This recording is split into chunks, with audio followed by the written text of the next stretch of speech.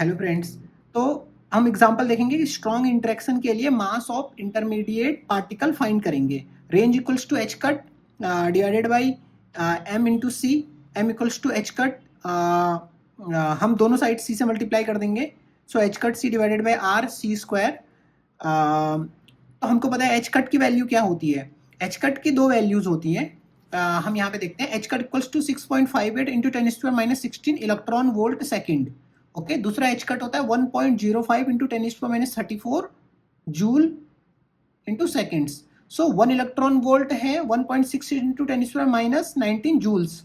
Okay, तो अगर आप यहाँ पे ये जो इलेक्ट्रॉन वोल्ट है इसको रिप्लेस कर दो ऐसा 1.6 मतलब 6.58 इंटू 10⁻⁻16 इंटू 1.6 इंटू 10⁻⁻19, तो आपको ये टर्म मिल जाएगा 1.05 इंटू 10⁻34, क्योंकि इलेक्ट्रॉन वोल्ट जूल में चेंज हो गया होगा ना, 10⁻34 जूल सेकंड। ओके, पर इस पर्टिकुलर न्यूमेरिकल के लिए हमको इलेक्ट्रॉन वोल्ट सेकंड में ही चल जाएगा हमारा काम। तो हम यहाँ पे देखते हैं। तो 6.58 टू 1 इंटू 10⁻⁻16 इलेक्ट्रॉन वोल्ट, यहाँ पे यूनिट लिखे इलेक्ट्रॉन वोल्ट इंटू सेकेंड्स। सी है 3 इंटू 10⁻⁸ मीटर पर सेकेंड। ओके, सो मीटर पर सेकेंड, ये सेकेंड नीचे है तो इस नीचे सेकेंड से ये सेकेंड कट जाएगा ऊपर का। ओके, रेंज कितनी है 10⁻⁻15। हमको पता है कि स्ट्रॉन्ग की रेंज होती है 10⁻⁻15। ओके, सो 10⁻⁻15 और सी स्क्वायर हमने लिख दिया।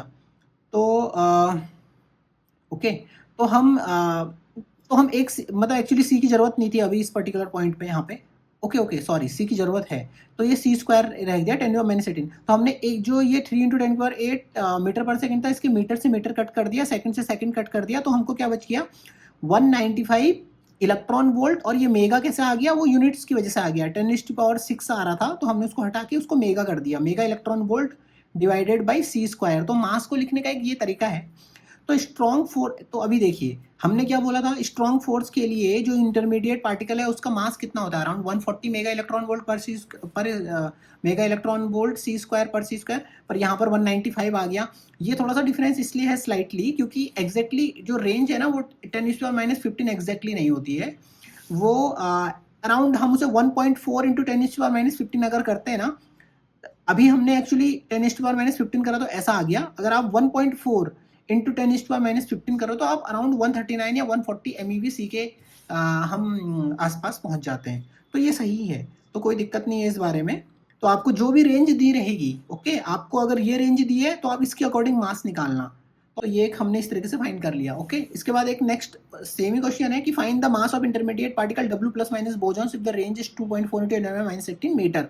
R इक्वल्स टू एच का divided by m c, m equals to h का divided by r c equals to h का। ओके, तो दोनों साइड हमने सी से मल्टीप्लाई कर दिया।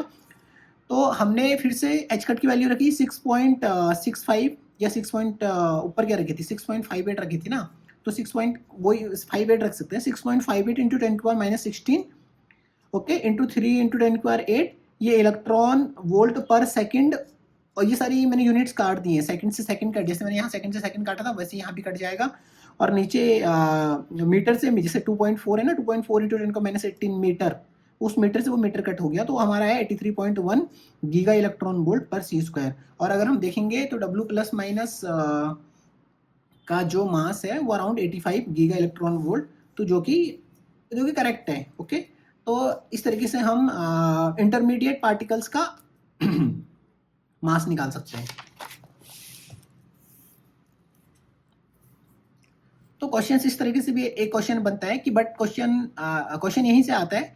तो हमको मास दिया रहेगा और रेंज पूछेगा, या रेंज दिया रहेगा मास पूछेगा, या दो अलग अलग पार्टिकल्स का रेंज दिया रहेगा और उनका कंपैरिजन करके मास बताने के लिए मास आपसे पूछा जाएगा। तो आप वो यहाँ से कर सकते हैं। तो इंटरेक्शन, 4 इंटरेक्शन में पड़े, रेसिडुअल, इलेक्ट्रोमैग्नेटिक, वीक और ग्रेविटेशनल। तो रेंज इसकी रेसिडुअल स्ट्रॉन्ग की होती है 10⁻⁻15, जो कि न्यूक्लियस के साइज का है। इलेक्ट्रोमैग्नेटिक इन्फानाइट रहता है। वीक का रहता है 10⁻⁻18, मतलब न्यूक्लियस के अंदर भी है ना, बहुत स्मॉलर लेवल्स पे वीक न्यूक्लियर फोर्स लगता है। ग्रेविटेशनल इन्फानाइट, एक्सचेंज पार्टिकल है पाई म्यूजॉन्स। इलेक्ट्रोमैग्नेटिक में हमको पता है फोटोन्स रहते हैं, फोटोन का मास 0 रहता है हमको पता है। पाई म्यूजॉन्स का मास हमने 140 MeV पर सी स्क्वायर अभी हमने पीछे निकाला। ओके, यहाँ पे जो हमने 195 निकाला, पर अगर हम 1.4 भी अगर यहाँ पे डिवाइड कर देते तो वो अराउंड 140 आ जाता। तो हमने ये निकाल दिया, हमने W प्लस का माइनस का मास निकाला पीछे, ग्रेविटॉन का मास होता है 0, ओके, क्योंकि ग्रेविटॉन की रेंज होती है इन्फानाइट, तो ग्रेविटॉन, फोटॉन, पाई म्यूजॉन, W प्लस माइनस और Z ये बोसॉन्स हो गए। तो देखो एक चीज अब यहाँ पर हम थोड़ा सा इंपॉर्टेंट है हमारे लिए, वो है स्पिन ऑफ एक्सचेंज पार्टिकल। देखो सबसे पहली बात, स्पिन को रोटेशन से कंपेयर नहीं करना है, कोई चीज रोटेट कर रही है, यहाँ पार्टिकल के केस में ऐसा नहीं है, ये स्पिन जो शब्द है ना थोड़ा मैनिपुलेटिव है। तो अगर मैं तो आप बोलूंगा आप स्पिन को एस को मत देखो और सिर्फ इसको बोलो पिन। अगर मैं आपको बोलूं कि किसी पार्टिकल का पिन नंबर क्या है, तो आपके दिमाग में वो नहीं आएगा ना कि पार्टिकल घूम रहा है, एक्चुअली पार्टिकल घूम नहीं रहा है, ये स्पिन नाम थोड़ा सा गलत हमने दे दिया है। तो ये पार्टिकल की एक क्वालिटी है, तो पाई म्यूजॉन एक पार्टिकल है, उसकी कुछ क्वालिटी है, उस क्वालिटी को हमने पिन बोल दिया, स्पिन बोल दिया, तो अभी मैं इसको पिन ही बोल रहा हूँ ताकि कंफ्यूज ना करो। ओके, तो इस पाई म्यूजॉन पार्टिकल का पिन नंबर है 0, फोटोन का पिन नंबर है 1, बोसॉन का भी पिन नंबर है 1, ग्रेविटॉन का पिन नंबर है 2। जैसे हमारे घर का पिन कोड है, एक पर्टिकुलर पिन कोड एक पर्टिकुलर लोकेशन को बताता है उस जगह के बारे में बताता है, उसी तरीके से आप समझ लीजिए। तो फिर आप एक सवाल यहाँ ये हो सकता है कि अरे कि फोटोन और बोसॉन्स का पिन 1 क्यों हो गया, इन दोनों में कुछ कॉमन है क्या? तो हाँ, तो यही चीजें हैं कि ये हम पर अभी नहीं यहाँ पे देखेंगे। तो इन फोटोन और बोसॉन्स में कुछ कॉमन है जिसकी वजह से इन दोनों का पिन नंबर 1 ही हो गया, ग्रेविटॉन का पिन नंबर 2 हो गया, ओके, पाई म्यूजॉन्स वाले पार्टिकल का पिन नंबर 0 हो गया। ओके, बस एक लास्ट कॉन्सेप्ट और यहाँ पे देख लेते हैं। तो हमने देख लिया स्ट्रॉन्ग के अगर हम स्ट्रेंथ 1 मानते हैं तो इलेक्ट्रोमैग्नेटिक उसका 1000 टाइम्स और कम होता है। सबसे स्ट्रॉन्ग फोर्स है स्ट्रॉन्ग, फिर इलेक्ट्रोमैग्नेटिक, फिर वीक, फिर ग्रेविटॉन। तो इनका ये रेंज है, ओके, स्ट्रेंथ का ऑर्डर है इस तरीके से। तो और strength is directly proportional 1 characteristic time, जो हमने पीछे देखा कैरेक्टरिस्टिक टाइम। तो कैरेक्टरिस्टिक टाइम में हम देखते हैं कि अगर जैसे हमने देखा था ना कि अगर कोई रिएक्शन इस इतने टाइम में हो जा रही है तो वो इलेक्ट्रोमैग्नेटिक फोर्स के वाया हो रही होगी। अगर कोई इतने टाइम के बीच में कोई रिएक्शन हो रही है तो वो स्ट्रॉन्ग फोर्स के वाया हो रही होगी। अगर कोई रिएक्शन को होने में इतना टाइम लग रहा है, जैसे वीक में अगर एक क्वार्क दूसरे क्वार्क में कन्वर्ट हो रहा है, इसका मतलब उसको इतना टाइम लगेगा क्योंकि वो वीक फोर्स के वाया हो रही है। और ग्रेविटेशनल फोर्स का ईयर्स, ओके। अभी हम यहाँ पे एक चीज देखते हैं जिसे बोलते हैं यूनिफिकेशन ऑफ इंटरेक्शन। तो न्यूटन ने terrestrial gravity and astronomical gravity को कंबाइन किया और बोला वो दोनों ही सेम ग्रेविटी हैं, ओके। मैक्सवेल ने इलेक्ट्रिसिटी एंड मैग्नेटिज्म को कंबाइन किया और उसको इलेक्ट्रोमैग्नेटिज्म बोल दिया। तो इलेक्ट्रिसिटी एंड मैग्नेटिज्म को कंबाइन करके इलेक्ट्रोमैग्नेटिज्म बन गया। इलेक्ट्रोमैग्नेटिज्म और वीक को कंबाइन करके इलेक्ट्रो वीक इंटरेक्शन बना, जो अब्दुल सलाम और ये ग्लासो, तो ये इनको नोबेल प्राइज मिला है अराउंड 1979 के अराउंड पे। तो अब्दुल सलाम पाकिस्तान के साइंटिस्ट हैं। तो स्ट्रॉन्ग फोर्स, तो इलेक्ट्रोवीक इंटरेक्शन, ये वेल प्रूवन है इलेक्ट्रोवीक इंटरेक्शन। तो अब इलेक्ट्रोवीक और स्ट्रॉन्ग इन दोनों को हम कंबाइन करके ग्रैंड यूनिफाइड इंटरेक्शन बोलेंगे। तो इसे बोलते हैं स्टैंडर्ड मॉडल, और यहाँ तक हम पहुँच चुके हैं। और अगर इसमें हम ग्रेविटी को जोड़ दें तो हम बन जाएंगे यूनिवर्सल इंटरेक्शन। यूनिवर्सल एक यूनिवर्सल इंटरेक्शन हम इसको बोलेंगे, और इसे थ्योरी ऑफ एवरीथिंग भी बोलेंगे, और इस पर काम चल रहा है, अभी ये प्रूफ हुआ नहीं है। इसलिए भी क्योंकि जो ये सारी थ्योरीज हैं यहाँ तक GUT तक, ये सारी क्वांटम लेवल्स पे हैं, पार्टिकल्स के इंटरेक्शन, पार्टिकल के एक्सचेंज, पार्टिकल के ट्रांसफॉर्मेशन, और जो ग्रेविटेशनल ये स्पेस टाइम कर्वेचर है, तो ना इन दोनों को कंबाइन करना थोड़ा सा मुश्किल हो जाता है। तो इसीलिए क्वांटम ग्रेविटी और स्ट्रिंग थ्योरीज ये सारी आती हैं ताकि इन दोनों को कंबाइन किया जा सके, पर अभी वेल प्रूवन कुछ भी नहीं है। तो अभी एक लास्ट चीज और देख लेते हैं यहाँ पे कि ग्लूऑन के बारे में। हमने देखा था, देखो हम पीछे हमने ग्लूऑन को एकदम नजरअंदाज ही कर दिया था। हमने यहाँ पे देखा था, अगर आप देखेंगे ध्यान देंगे, हमने क्या बोला, स्ट्रॉन्ग फोर्स दो तरीके से लग रहा है, एक तो रेसिडुअल स्ट्रॉन्ग फोर्स है, एक स्ट्रॉन्ग इंटरेक्शन है।